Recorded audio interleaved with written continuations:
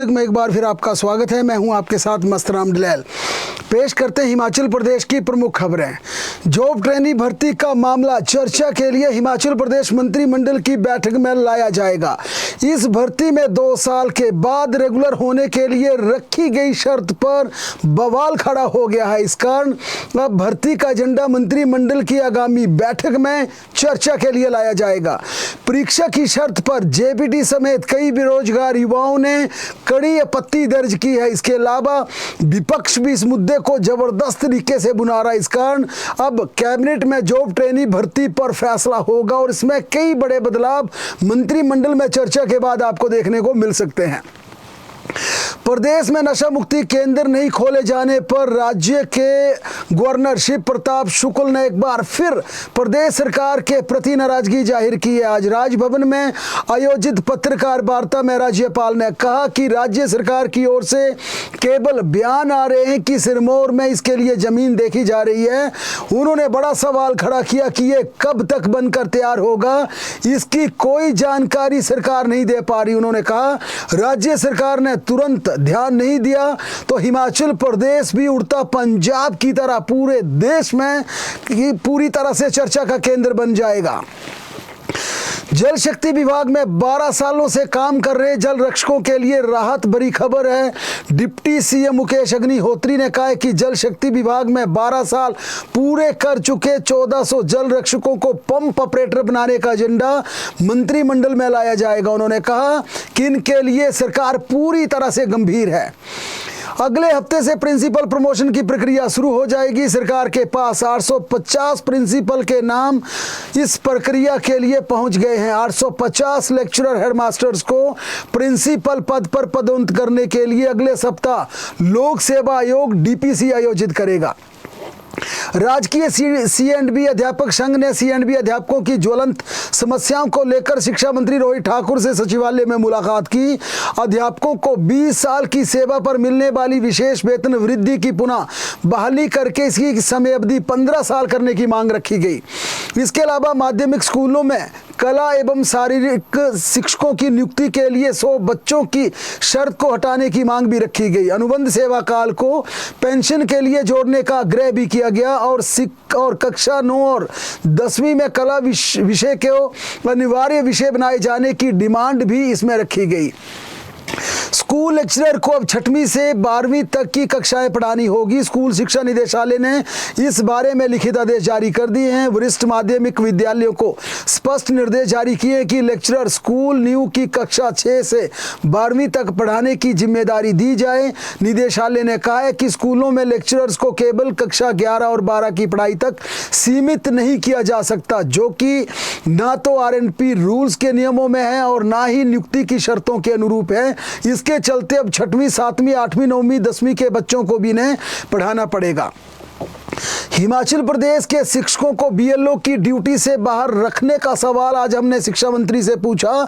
इस पर शिक्षा मंत्री ने 2 टूक कहा कि हिमाचल प्रदेश में कुल कर्मचारियों में से 50% कर्मचारी अकेले एजुकेशन डिपार्टमेंट से हैं। ऐसे में शिक्षकों को बीएलओ की ड्यूटी से बाहर रखना संभव नहीं है। मंत्री ने कहा चुनाव ड्यूटी हर कर्मचारी का दायित्व है, इस कारण शिक्षकों को भी बीएलओ की ड्यूटी निभानी होगी। हिमाचल प्रदेश में लटकी पीईटी, जेबीटी और शास्त्री भर्ती पर शिक्षा मंत्री से जब हमने सवाल पूछा तो इस पर शिक्षा मंत्री ने कहा कि अब शिक्षा विभाग को निर्देश जारी किए हैं कि सरकारी अधिवक्ताओं और जो डिपार्टमेंट के वकील हैं उनसे लगातार रिव्यू बैठकें की जाए ताकि कम से कम अदालत के फैसलों का जल्द निपटारा हो सके, ताकि राज्य में जेबीटी हैंडीकैप कोटे की लटकी भर्ती हो सके, शास्त्री की भर्ती हो सके, पीईटी पदों की भर्ती हो सके। मंत्री ने कहा कि मंडी के स्कूलों के नए सिरे से निर्माण और उनकी मरम्मत के लिए 15 करोड़ की राशि जारी की जाएगी। आपदा प्रभावित स्कूलों के अगर ज़्यादा दिन बंद रहे तो फिर इन स्कूलों में ऑनलाइन कक्षाओं का विकल्प भी तलाशा जाएगा। मंत्री ने साफ कहा कि जिस प्रकार से लगातार स्कूल बंद रह रहे हैं, बार बार फोरकास्ट के चलते, वेदर की कंडीशन के चलते स्कूलों को बंद रखना पड़ रहा है, लगातार पढ़ाई के प्रभावित होने के चलते अब हमने डिपार्टमेंट को आदेश दिए कि जब इन परिस्थितियों में स्कूल बंद रहते हैं तो ऑनलाइन क्लासेस चलाने के विकल्प को तलाशा जाए। एक अन्य सवाल के जवाब में मंत्री ने कहा कि प्राइमरी स्कूलों का बॉस अब प्रिंसिपल ही होगा। उन्होंने कहा कि इस पर सहमति बना ली है और अब जितने भी primary school, middle school, high school, senior secondary school हैं, उनका सिर्फ एक बॉस प्रिंसिपल होगा, यानी तमाम स्कूलों को प्रिंसिपल के अधीन लाया जाएगा। उन्होंने कहा कि प्राइमरी टीचर इसकी नाराजगी जाहिर जरूर कर रहे हैं, लेकिन उनके साथ सहमति बनाने का प्रयास किया जा रहा है ताकि कम से कम राज्य में शिक्षा को सुचारू किया जा सके। हिमाचल प्रदेश सरकार ने आईपीएस अधिकारी अजय यादव को दिल्ली में रेजिडेंट कमिश्नर पद पर नियुक्ति दी है। अब उन्हें प्रिंसिपल रेजिडेंट कमिश्नर दिल्ली में लगाया गया है। वर्ष 1996 बैच के आईपीएस अजय यादव ऐसे पहले पुलिस अधिकारी होंगे जिन्हें दिल्ली में राज्य सरकार ने प्रिंसिपल रेजिडेंट उन्हें आवासीय आयुक्त के पद पर तैनाती दी है और साथ में उन्हें बड़ा दायित्व भी यह दिया गया कि हिमाचल प्रदेश के तमाम मुद्दों को केंद्र सरकार के साथ अजय यादव दिल्ली में उठाएंगे। प्रदेश में बार बार बादल फटने की घटनाओं पर स्टडी शुरू हो गई है। केंद्रीय गृह मंत्रालय द्वारा शिमला भेजी गई टीम ने आज मुख्य सचिव, अतिरिक्त मुख्य सचिव, राजस्व, अन्य अधिकारियों के साथ मीटिंग की। इसमें केंद्रीय टीम को बादल फटने की घटनाओं की जानकारी दी गई। अब केंद्रीय टीम फील्ड में जाएगी, जहां पर बादल फटे हैं वहां पर ऑन स्पॉट विजिट करेगी और इसके बाद दिल्ली जाकर केंद्रीय गृह मंत्रालय को अपनी रिपोर्ट प्रस्तुत करेगी। प्रदेश में आई प्राकृतिक आपदा के विषय को लेकर हिमाचल प्रदेश भारतीय जनता पार्टी का एक प्रतिनिधि मंडल केंद्र सरकार के 2 दिग्गज मंत्रियों के साथ मिला।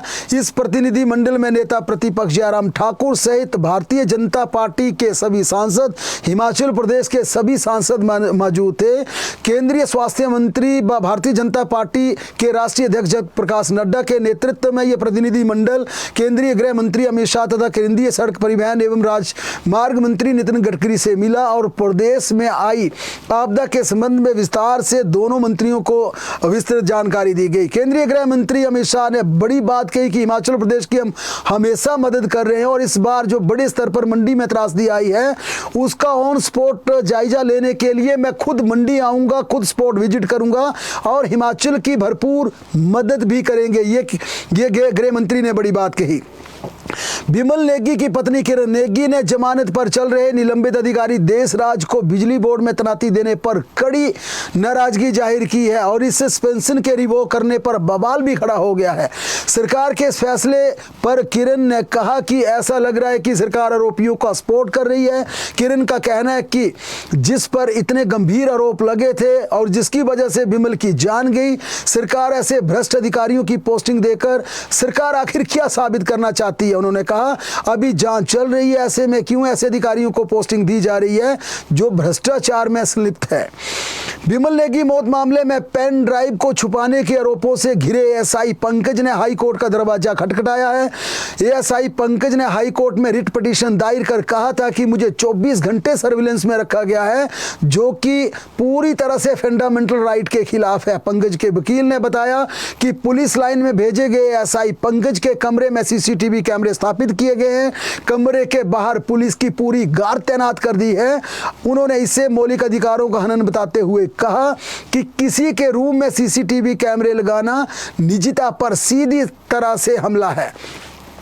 प्रदेश हाई कोर्ट ने इस मामले में सीबीआई को पार्टी बनाने की बात कही और मामले की अब सुनवाई 30 अगस्त को निर्धारित की गई है। मंडी जिला के मसरेन के पास तरंगला में आज एक बड़ा सड़क हादसा पेश आया। 29 यात्रियों से भरी हिमाचल प्रदेश पथ परिवहन निगम की बस अनियंत्रित होकर 150 फीट नीचे खेतों में जा गिरी। इस हादसे में अब तक 8 लोगों की मृत्यु होने की सूचना है, जबकि 23 यात्री गंभीर बताए जा रहे हैं।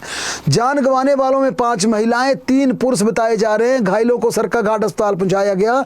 वहीं गंभीर रूप से घायल 5 लोगों को एम्स बिलासपुर रेफर कर दिया गया। प्रारंभिक सूचना के अनुसार सड़क धंसने के कारण ये सड़क हादसा पेश आया।